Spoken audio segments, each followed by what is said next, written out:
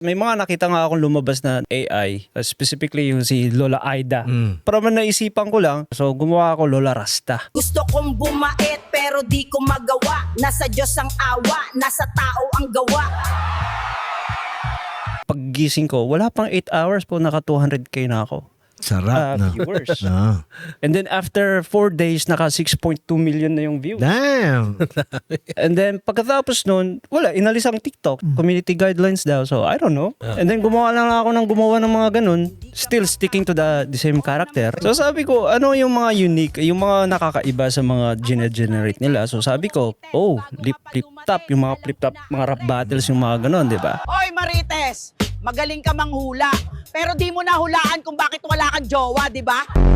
Kaso, ang problema sa AI, 8 seconds lang ang pwede kong i-generate. Hindi naman pwedeng parang maging battle yun kung 8 seconds lang. So, wala kang linya na pwedeng ibagsak. Diba? Sa tingin ko, pwede pala to.